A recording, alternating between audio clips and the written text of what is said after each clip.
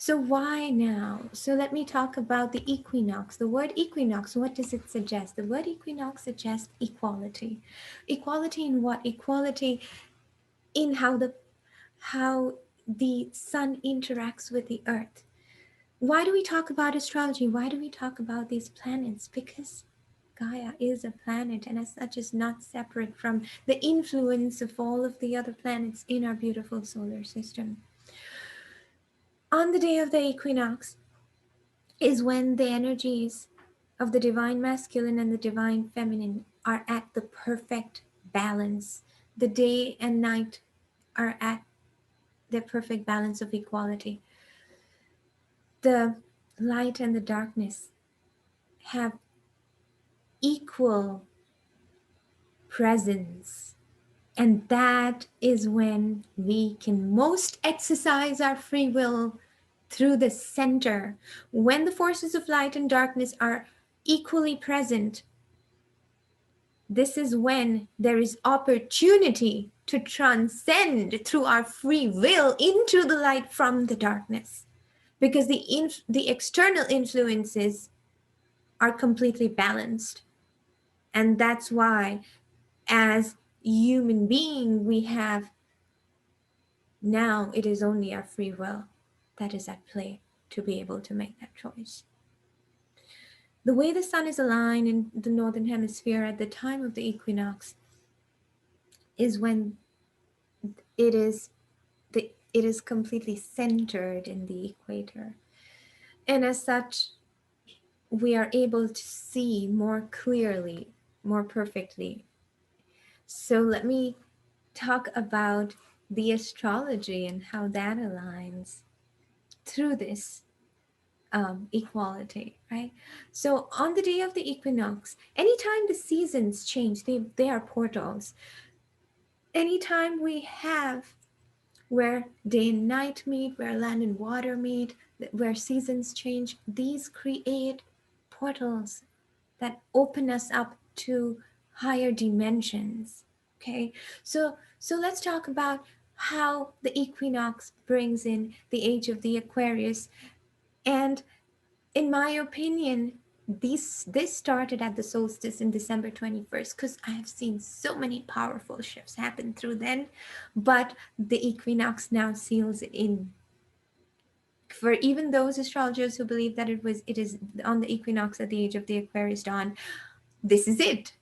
This is it. We are now standing in this time at the brink of the dawn of the age of Aquarius. So let's talk about how the eras change. We're coming. The Earth, just the way we all have personal astrological charts, the era and the age has an astrological chart. So we are every 2150 years, this era shifts. So as you can see, it's a very large timeline that we are shifting. We're moving, Gaia is moving from the age of Pisces. The age of Pisces was when Yeshua brought in the seed of love. The age of Pisces was all about death, rebirth, and transformation, complete transformation of Gaia. And from being a very primitive planet into a planet that sowed the seed of consciousness that was brought in by this era of Pisces. Remember, the first ever animal was an aquatic animal. Pisces is a water sign. It is through the element of water the primordial seed of life was created. However, Pisces also is the age of sacrifice. So anytime the ones that spoke about love had to go through their sacrifices. But that no longer holds true as we move into the age of Aquarius.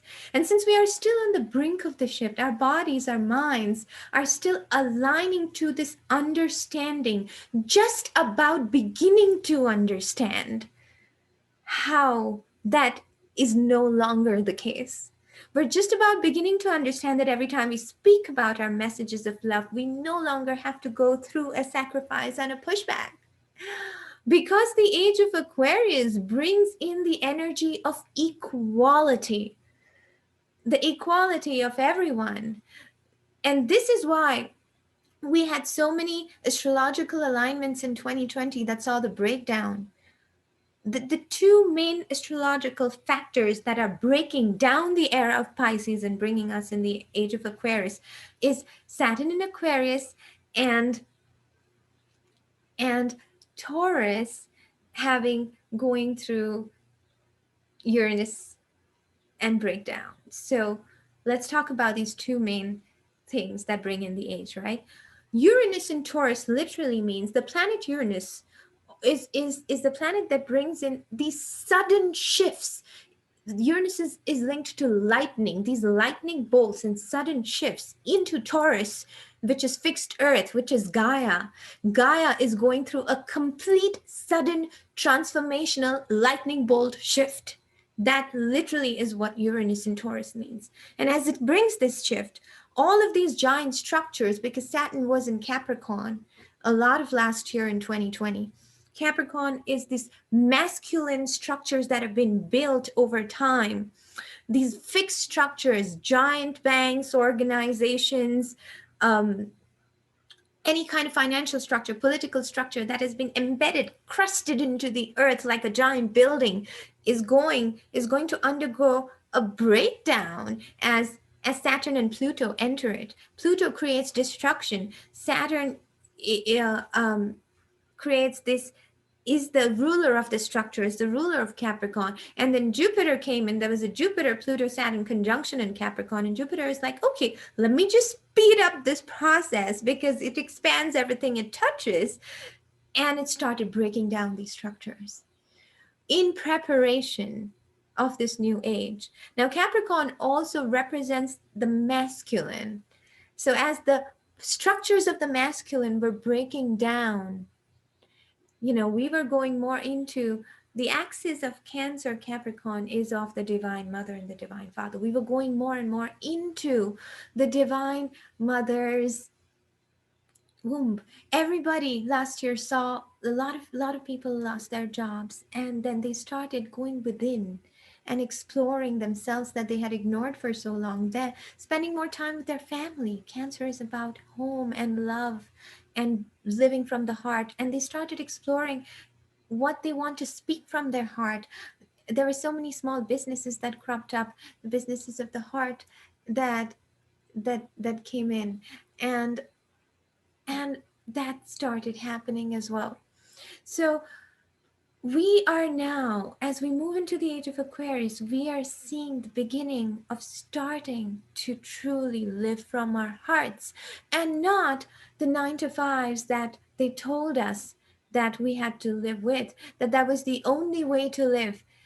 That all those rules and regulations are breaking down because the Aquarian age talks about, I'm going to live from my heart and in my truth through love in order to bring oneness to the collective. Aquarius is all about we, us, and who we are. Aquarius is unlike Aries, which talks about me, me, and me. Aquarius talks about us and the collective. Any any soul that is not congruent with working with the collective is going to have trouble in the Aquarian age. We have to all learn to live together in the age of Aquarius. That is one of the most important messages that the age of Aquarius brings in. And through this collective, we are going to move into innovation because Aquarius is ruled by Uranus, the planet of innovation, sudden lightning bolts. Anytime you get a download, it's Uranus. Anytime a new invention is made, where a sudden idea, someone taps into the superconscious mind of, of the universe through the sudden idea that comes through in the form of a lightning bolt to them, it's Uranus. So there is going to be a lot of new innovation, invention, all of that. And all of that is through basically in bringing in this Aquarian age. So we're going to also, because Aquarius is an air sign, we're also going to see a lot of invention in aviation. And spiritually, what this means for us is we're going to have more and more communication with our star brothers and sisters. And I will not be surprised if science finally acknowledges more discovery of starships, because they say that any time the time a planet is discovered, it is when the consciousness is ready for it. A new planet, Eris, was discovered beyond Pluto when very recently. Now, Eris is the counterpart of Mars, who is the warrior goddess. Eris bring she fights, but she will only fight for a cause, unlike Mars. So when Eris was discovered, that was the universe telling us that our consciousness is now ready for the divine feminine to rise. So basically, with all of these discoveries being made, it's whenever the human consciousness is ready for it. So we're going to see a lot of discovery made in the realm of not just air, but space during the age of Aquarius and the era of Aquarius. So I'm now going to talk about the second most prominent astrological alignment that brings in the age of Aquarius. That is the Saturn and Uranus combination. This combination causes discomfort, and that's why I want to talk a little bit about it. So what do I mean when I say it causes discomfort? So Saturn is the disciplinarian. It likes structure, and it creates structures and boxes for us to adhere to, right? And Uranus comes in and shakes that box. It is complete disruption, right? So through this discovery, we're talking about that there will be some discomfort that happens as this alignment comes through, and as such, any shift cannot happen through without this discomfort. And that's where we come in as volunteer souls, as we are here to provide that comfort as people feel this discomfort in the shift, to soothe their senses through the love that we bring in through our consciousness. Okay, so the shift is happening, discomfort or not. The structures are breaking down, discomfort or not. You know, when COVID came through, it came through, right? So, and in whatever form the shift happens, we're not done yet. The shift is going to continue until 2032, and it started in 2012, and 2020 was at the center peak. So we're just passing through the peak, and therefore, at the end of passing through the peak and all that preparation stage of 2020, we then, on the solstice of 2021, entered the age of Aquarius. So on 2021, at the solstice, what happened was at the exact time of the solstice, not even just the date, at the exact time, we had a conjunction of Jupiter and Saturn in Aquarius. And a lot of people viewed this celestial events in the skies, and it was a big deal. And there is a reason it was the big deal. It was not just bringing in a shift of a year, a shift of a month. It was bringing the shift of the entire era. That is about 2,150 years. So as Jupiter and Saturn were conjunct at exact 0 degrees Aquarius, that brought in the Aquarian age. A lot of people since then have seen any wounds around the axis of the masculine and feminine come up.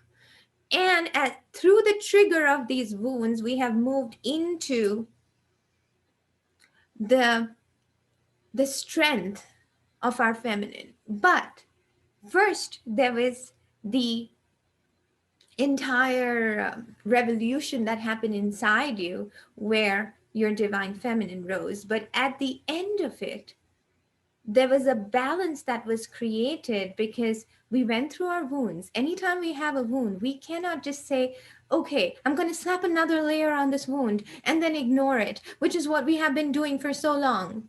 And so this time around, we actually looked at our wounds. Whatever the triggers were, For everyone, they were different triggers. Those triggers brought us, and we looked at our wounds for the first time.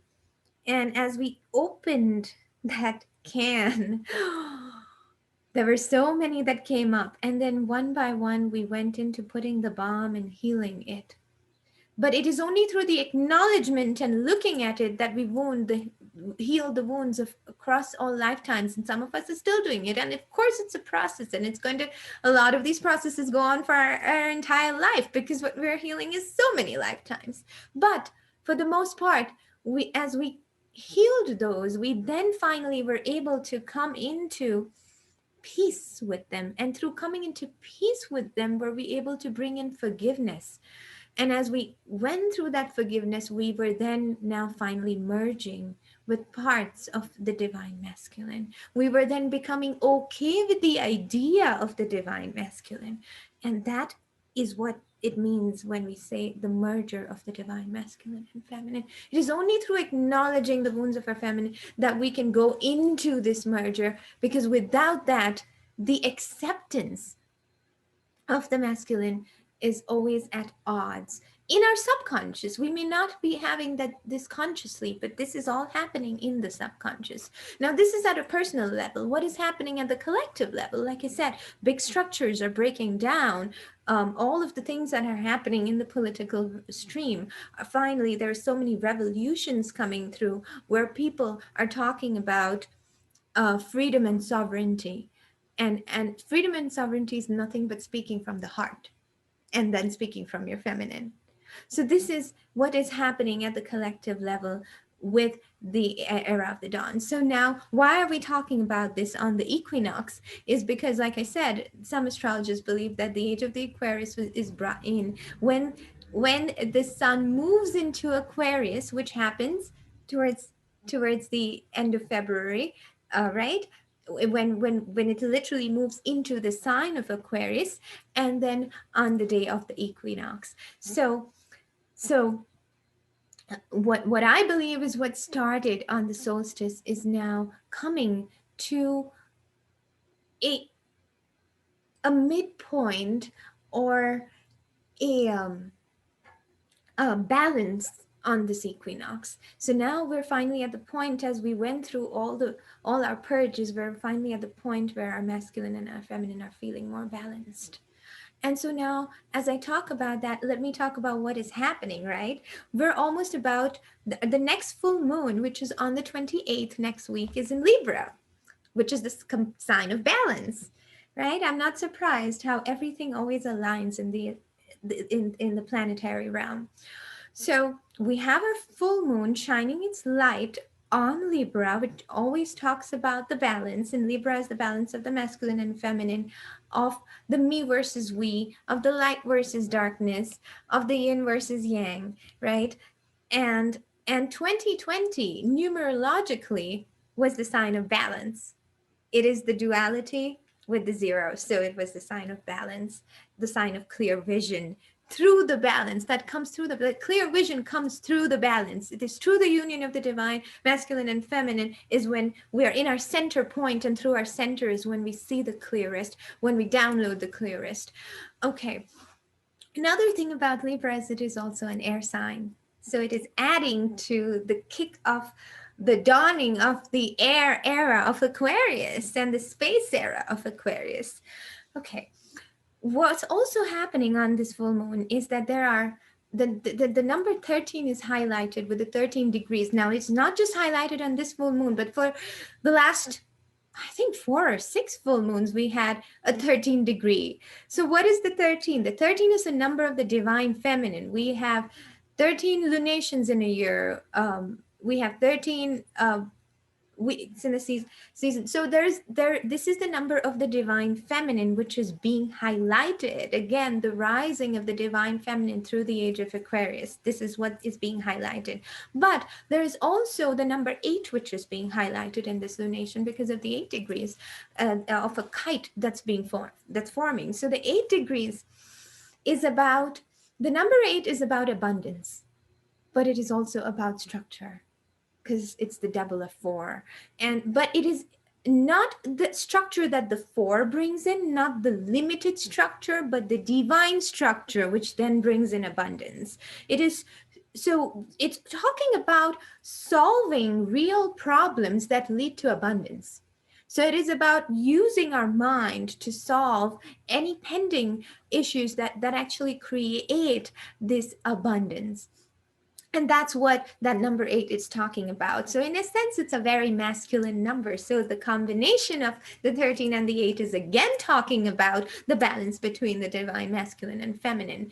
I mean, I can go on and on because there's no coincidences in nature. There's just so many alignments that have been, that not only are talking about it, but have been talking about it. You know, the number of portals that we saw that were open in 2019, preparing for 2020, and all of these were all preparation years to move into the age of Aquarius. The number of portals, the number of opportunities that we've had have been so many more. Like, I have never seen that many astrological portal alignments in the last 10 years that I've been doing it. I mean, they've been growing and growing and growing. Like, starting the end of 2019 and all of 2020, there have just been, every time I talk about it, I feel like I'm being redundant and repeating myself. Oh, this is huge.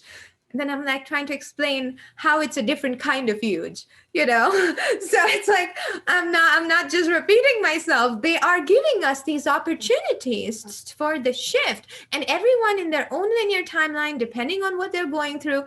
It's almost like how our guides are so benevolent. Yes, you're moving right now. You're busy. All right. Maybe next month, you know, you missed that opportunity. Now this one's coming. Now this one's coming. And they'll keep bringing it up for us. And that's what they've been doing. And that's what all these portals mean. Each of them are just as powerful. It's whenever you have your internal shift in your own linear timeline is when it is for you. But it is still my job to explain when a portal comes through. Okay. So now I want to talk a little more about this full moon in Libra, because it's forming a very important kite.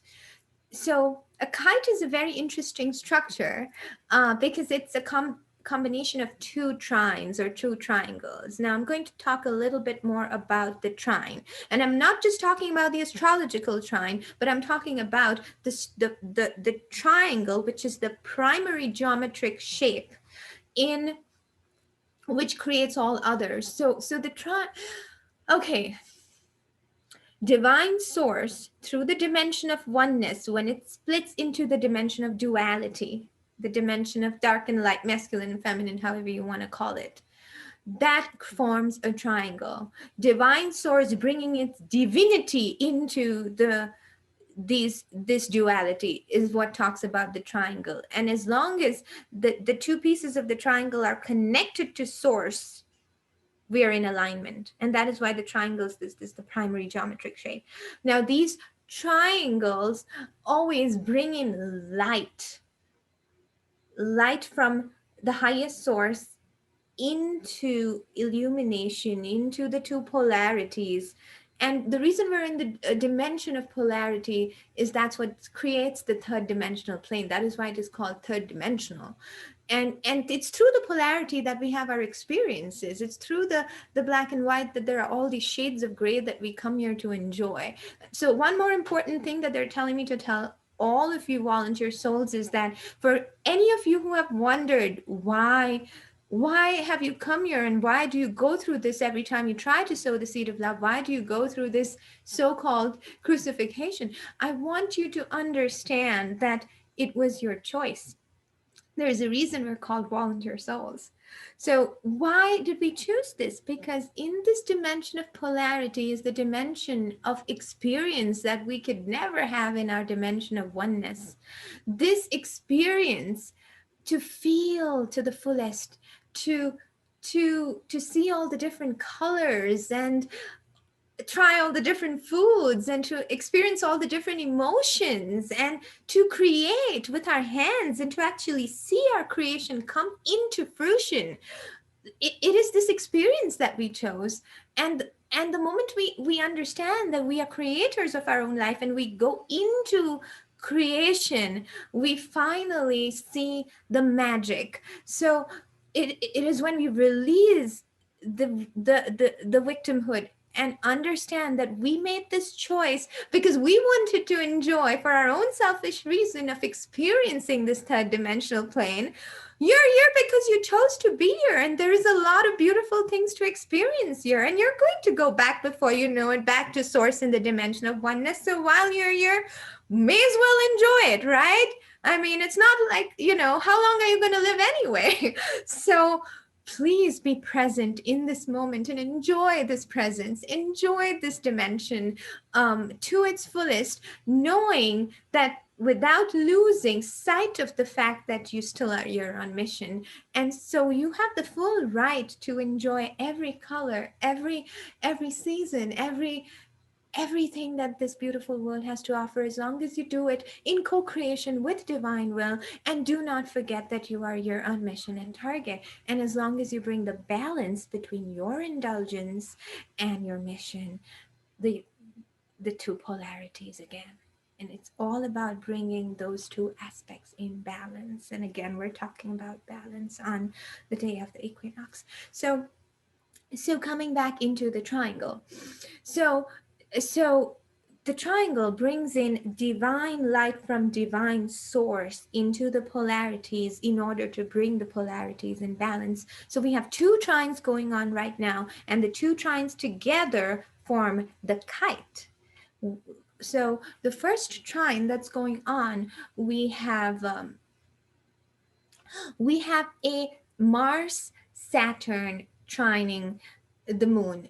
So okay, now this is as masculine as it can get. Saturn, the disciplinarian, Mars brings in its mojo and its energy, and it's trining with the moon, which is the feminine, right? So this particular trine is telling us and talking about the discipline.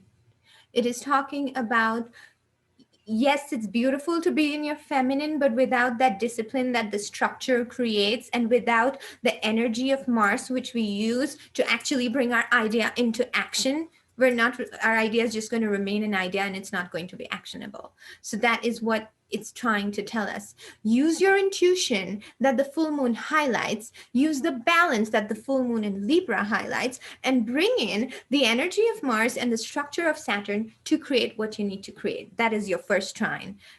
Okay. The second trine that we're having is the trine of the sun, which is opposing the moon during the full moon lunation, and is with Venus in Chiron. So through healing the wounds of our divine feminine, as the sun shines light on it, and the portal of the sun and the great central sun is giving us the strength to completely let go one final time the wounds of the divine feminine. It will go when you allow it to go. You no longer need to hold on to them. It is when you allow the forgiveness, it is going to happen. So it is up to you. What they're saying is it is up to you. But this is another chance and another portal and another alignment that really brings you the opportunity to fully and completely let go of all the wounds of the feminine, to bring into balance the masculine, because you need both sides to accomplish any mission. Your intuition, your ideas, your beautiful channeling that comes in through your feminine is incomplete until those ideas are actually actioned through the structure and the strength that the masculine brings. And then you action it, you bring it to the world, you take all the steps that are necessary. So many spiritual people are like, oh, I'm so great with my divination, but I'm not so good with my marketing skill and this and that. We get that. What we're trying to say is it's time to learn what you haven't learned. It's great to be comfortable and sit in your comfort zone, but it's also important, just as important, to get out of your comfort zone and do what needs to be done to bring that into balance. And as you bring those two triangles together, it forms this kite. And the kite is what gives the kite lifts up and flies up in the sky, but not without the tension of the string. So use the tension of the string, use this discomfort to then lift off and fly up, and just that is what's going to help you take flight. And very interestingly enough, this kite happens on the full moon in Libra, which also talks about balance, which is right after the equinox, right? No coincidences. So again, this is the time to for all of you to bring in and come back into that balance and into that center.